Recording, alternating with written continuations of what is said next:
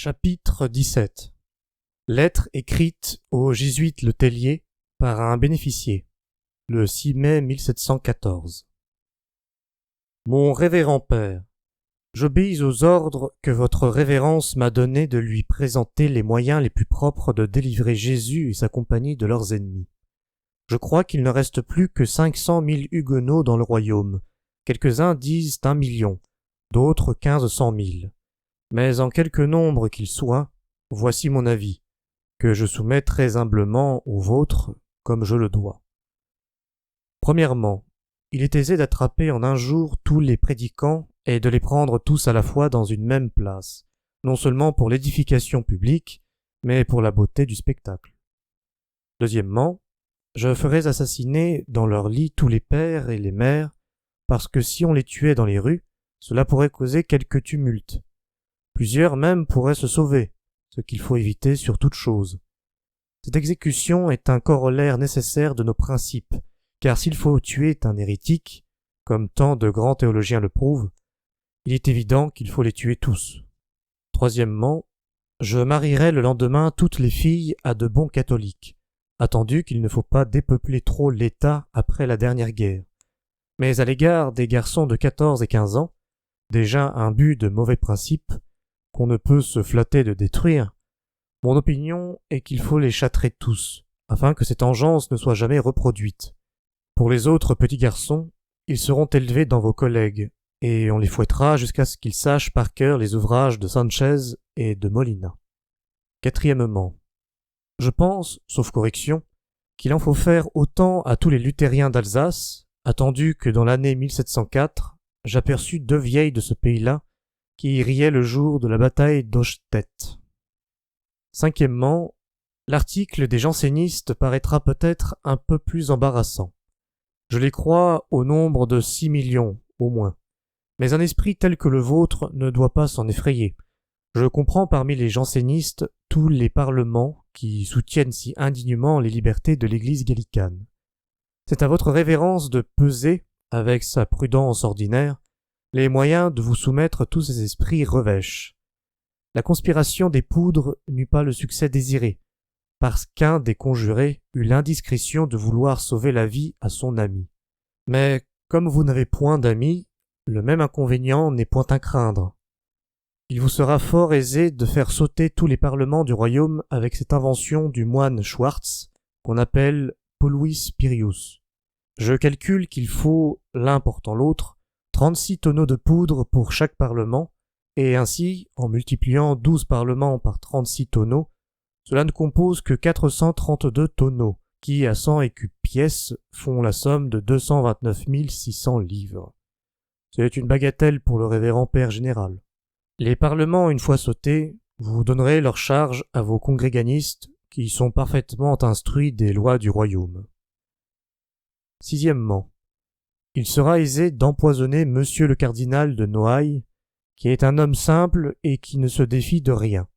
Votre révérence emploiera les mêmes moyens de conversion auprès de quelques évêques rénitents. Leurs évêchés sont mis entre les mains des jésuites, moyennant un bref du pape. Alors tous les évêques étant du parti de la bonne cause, et tous les curés étant habilement choisis par les évêques, voici ce que je conseille, sous le bon plaisir de votre référence. Septièmement, comme on dit que les jansénistes communient au moins à Pâques, il ne serait pas mal de saupoudrer les hosties de la drogue dont on se servit pour faire justice de l'empereur Henri VII. Quelque critique me dira peut-être qu'on risquerait dans cette opération de donner aussi la mort au rat aux molinistes. Cette objection est forte, mais il n'y a point de projet qui n'ait des inconvénients, point de système qui ne menace ruine par quelque endroit. Si on était arrêté par ces petites difficultés, on ne viendrait jamais à bout de rien. Et d'ailleurs, comme il s'agit de procurer le plus grand bien qu'il soit possible, Il ne faut pas se scandaliser si ce grand bien entraîne après lui quelques mauvaises suites, qui ne sont de nulle considération. Nous n'avons rien à nous reprocher. Il est démontré que tous les prétendus réformés, tous les jansénistes sont dévolus à l'enfer. Ainsi ne faisons-nous que hâter le moment où ils doivent rentrer en possession. Il n'est pas moins clair que le paradis appartient de droit aux molinistes. Donc, en les faisant périr par mégarde et sans aucune mauvaise intention, nous accélérons leur joie. Nous sommes dans l'un et l'autre cas les ministres de la Providence. Quant à ceux qui pourraient être un peu effarouchés du nombre, votre paternité pourra leur faire remarquer que depuis les jours florissants de l'Église jusqu'à 1707, c'est-à-dire depuis environ 1400 ans, la théologie a procuré le massacre de plus de 50 millions d'hommes, et que je ne propose d'en étrangler ou égorger ou empoisonner qu'environ 6 500 000. On nous objectera peut-être encore que mon compte n'est pas juste, et que je viole la règle de 3. Car, dira-t-on, si en 1400 ans il n'a péri que 50 millions d'hommes pour des distinctions, des dilemmes et des antilemmes théologiques, cela ne fait par année que 35 714 personnes avec fraction, et qu'ainsi je tue 6 464 285 personnes de trop, avec fraction pour la présente année. Mais en vérité, cette chicane est bien puérile. On peut même dire qu'elle est impie, car ne voit-on pas, par mon procédé, que je sauve la vie à tous les catholiques jusqu'à la fin du monde? On n'aurait jamais fait si on voulait répondre à toutes les critiques. Je suis avec un profond respect de votre paternité.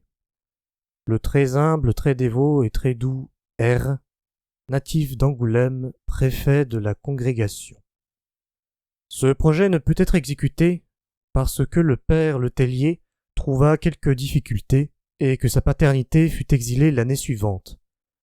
Mais comme il faut examiner le pour et le contre, il paraît qu'il est bon de rechercher dans quel cas on pourrait légitimement suivre en partie les vues du correspondant du père Le Tellier. Il paraît qu'il serait dur d'exécuter ce projet dans tous ses points, mais il faut voir dans quelles occasions on doit rouer ou pendre ou mettre aux galères les gens qui ne sont pas de notre avis. C'est l'objet de l'article suivant.